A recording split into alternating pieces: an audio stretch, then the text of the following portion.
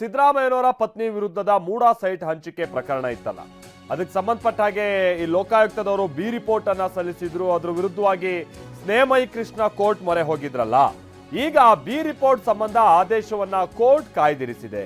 B report ಸಂಬಂಧ ಜನವರಿ 22ನೇ ತಾರೀಕಿನಂದು ಆದೇಶ ಹೊರಡಿಸುತ್ತೆ ಕೋರ್ಟ್. ಇದು ಸ್ನೇಹಮಯಿ ಕೃಷ್ಣ ಅವರು ಸಲ್ಲಿಸಿದ್ದಂತ ಒಂದು ಖಾಸಗಿ ದೂರಿಗೆ ಸಂಬಂಧಪಟ್ಟಾಗಿನ ವಿಚಾರಣೆ. ಸಿಎಂ ಹಾಗೆ ಅವರ ಪತ್ನಿ ವಿರುದ್ಧದ ಯಾವುದೇ ಸಾಕ್ಷ್ಯಗಳು ಕಂಡುಬಂದಿಲ್ಲ. 70 ಸಾಕ್ಷ್ಯಗಳಲ್ಲಿ ಯಾರೂ ಕೂಡ ಪ್ರಭಾವ ಬೀರಿರೋದಾಗಿ ಹೇಳಿಲ್ಲ ಅಂತ ಲೋಕಾಯುಕ್ತ ಎಸ್ಪಿಪಿ ವೆಂಕಟೇಶ್ ಅರಬಟ್ಟಿ ಅವರು ವಾದವನ್ನ ಮಂಡಿಸ್ತಾರೆ.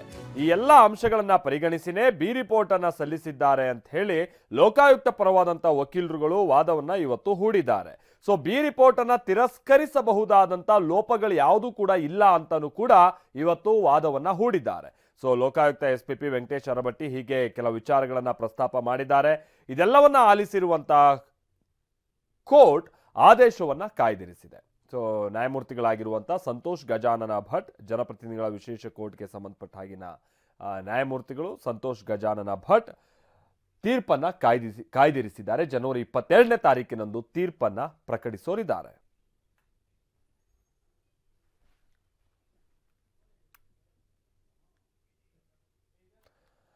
ಸ್ನೇಹಮಯಿ ಕೃಷ್ಣ ಅವರು ಸಲ್ಲಿಸಿದ್ದಂತ ಅರ್ಜಿ ಇದು. ಲೋಕಾಯುಕ್ತ ಪೊಲೀಸರು ಮುಖ್ಯಮಂತ್ರಿಗಳ ಪ್ರಕರಣಕ್ಕೆ ಸಂಬಂಧಪಟ್ಟ ಹಾಗೆ ಅಥವಾ ಅವರ ಪತ್ನಿ ವಿರುದ್ಧದ ಪ್ರಕರಣಕ್ಕೆ ಸಂಬಂಧಪಟ್ಟಂಗೆ ಬಿ ರಿಪೋರ್ಟ್ ಅನ್ನ ಸಲ್ಲಿಸಿದ್ದಾರೆ ಅಂತ ಅಂದ್ರೆ ಅವರ ವಿರುದ್ಧವಾಗಿ ಮಾಡಿದಂತ ಆರೋಪಗಳಿಗೆ ಸೂಕ್ತವಾದಂತ ಸಾಕ್ಷ್ಯಗಳಿಲ್ಲ ಅನ್ನುವಂತಹ ರೀತಿಯಾಗಿ ಪೊಲೀಸರು ಇಲ್ಲಿ ಉಲ್ಲೇಖ ಮಾಡಿದಾರಲ್ಲ, ಆ ರಿಪೋರ್ಟ್ ಅದರ ವಿರುದ್ಧವಾಗಿ ಸ್ನೇಹಮಯಿ ಕೃಷ್ಣ ಅವರು ಕೋರ್ಟ್ ಮೊರೆ ಹೋಗಿದ್ದರು.